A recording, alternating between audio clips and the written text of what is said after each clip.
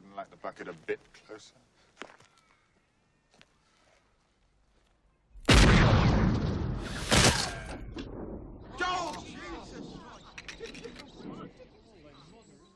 Welcome to a riveting journey through a world of high noon showdowns, daring robberies, and the lawless frontiers of the Wild West. This is the land where legends were born from gun smoke, where heroes and villains were often the same.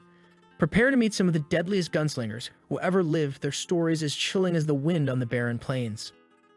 Dawn of the Outlaws, the rise of the gunslingers. Now we delve into the intriguing realm of the Wild West, a time synonymous with outlaws, cowboys, and most prominently, gunslingers.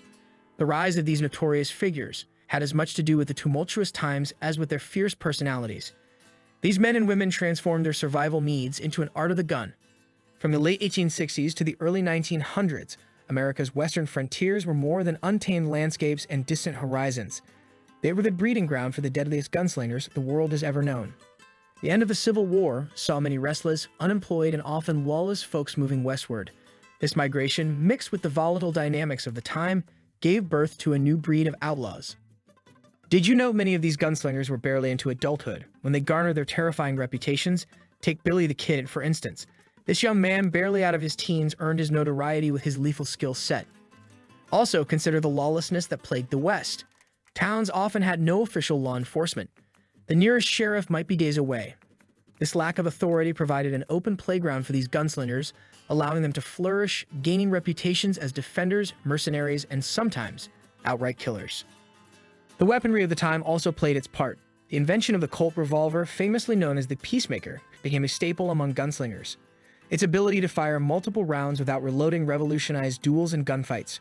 Remember, this era wasn't just about fear and brutality. It was about survival. It was about making a name in a world where the law was scarce and danger was plenty. This was the dawn of the outlaws, the rise of the gunslingers, carving out the Wild West's gritty, indomitable legacy. Six shooters and notches, tallying the terrifying scores. Our journey continues through the annals of the Wild West. Now we're tallying the horrifying scores, the kill counts of the most formidable gunslingers. The era's myth and legend often blur the real numbers, but some accounts persist, painting a chilling picture of a time when life was fleeting and death could be as swift as a drawn revolver. Imagine the gun at your side not just as a weapon, but as a grim scoreboard. Each notch cut into the grip, each mark made represented a life taken.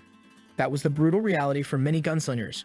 Billy the Kid, a name you might remember from our last segment, reportedly had a kill count of 21 by the time of his death at the tender age of 21. Then there was Tom Horn, a scout turned hired gun, known to have claimed 17 lives, though some tales suggest the true number might have been over 20. Horn was a cold, calculating figure. He often worked as a detective and bounty hunter, tracking his targets precisely.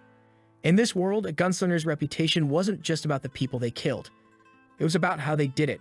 John Wesley Hardin, the deadliest gunslinger, was fast and brutal. His first alleged murder was at 15. Before his death, he was responsible for 20 to 27 murders. Billy the Kid, a portrait of youthful bloodshed. Born as Henry McCarty, but later known as William H. Bonney, Billy the Kid's name echoes through the annals of outlaw history.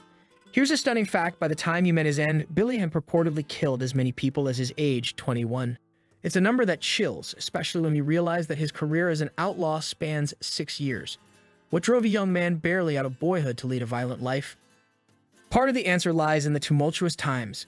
Billy the Kid emerged during the Lincoln County War, a violent feud involving New Mexico cattle barons and crooked people in business. Billy aligned himself with one side, and his life soon turned into a storm of bullets and bloodshed. His skill with a six-shooter made him a valuable ally and a deadly enemy. His legend grew not only from his killings, but also from his daring escapes. Remember his audacious escape from Lincoln County Jail in April 1881? With shackles around his hands and feet, Billy managed to kill 2 guards and evade a search for nearly 2 months. Billy the Kid's tale embodies the dichotomy of the Wild West era. His brief existence captures the unrefined spirit of the Wild West, a time and place when people frequently had to resort to violence to ensure their survival. John Wesley Hardin, the man who killed for snoring. Now let's shift our focus to another infamous figure from the annals of Wild West history, John Wesley Hardin. His reputation was so terrifying that his name alone could silence a crowded saloon. Hardin's reputation didn't rest just on his lethal accuracy and volume of kills. Hardin entered the world in Texas in 1853, and he quickly embraced a life of violence. At 14, he was stabbed in a female fight. he murdered his first victim a year later. This act set him on the way to becoming the most dreaded gunslinger of his day. There are countless tales of Hardin's cruelty, but one stands out. The story goes that Hardin once shot a man for snoring too loudly in a hotel room. It may seem absurd, but in the Wild West brutal world, such tales amplified a gunslinger's reputation, making Hardin even more formidable. Hardin's life starkly reflected his difficult, unforgiving, and bloodshed times. He claimed to have taken the lives of 20 to 27 individuals by his account. Hardin survived a gunshot unlike many of his predecessors. Hardin attended law school after serving so much time in jail, but destiny had other ideas. Hardin, then 42 years old, was shot in the head at an El Paso bar. John Wesley Hardin's writing serves as a disturbing reminder of the harsh reality of the Old West. In those days, his ability with a firearm frequently determined a man's value, and one's life was as uncertain as the smoke from a six-shooter's muzzle. Wild Bill Hickok, the Ace of Spades death dealer. This chapter highlights a legend among legends, James Butler's Wild Bill Hickok. A lawman, a scout, a gambler, and above all, a gunslinger of unmatched prowess, Wild Bill led a life that was as intriguing as deadly. One of the earliest icons of the Wild West, Wild Bill was known for his fearlessness and exceptional skill with firearms. But unlike many of his contemporaries, he wore a badge serving as a lawman in various frontiers towns. He enforced justice with an iron hand and a quick draw, earning respect and fear in equal measure.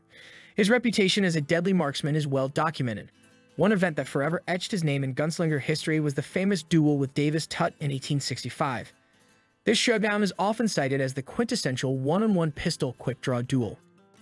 Hickok's deadly aim saw Tutt shot dead from 75 yards away, a remarkable feat considering the accuracy limitations of handguns back then.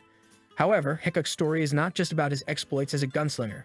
His knack for gambling also adds a fascinating layer to his legend. His premature demise may be directly attributed to his passion for card games. Hickok was shot in the back of the head on August 2, 1876 in Deadwood, Dakota Territory when he was playing poker. Legend has it that the hand he held at his death was a pair of aces and eights, forever known as the dead man's hand. The life of Wild Bill Hickok encapsulates the chaos, lawlessness, and ruthless survival instinct that defined the Wild West era. His tale is not just a saga of guns and glory, but a stark reminder of the fine line between being a lawman and an outlaw in those difficult times. The demise of gunslingers, the taming of the Wild West. It's time to reflect on the end of an era as we wrap up our investigation into history's deadliest gunslingers, a time when violence was commonplace and lawlessness reigned supreme. A period in history when the speed of one's draw frequently determined life and death. The reign of the gunslinger, however, ended as all things do.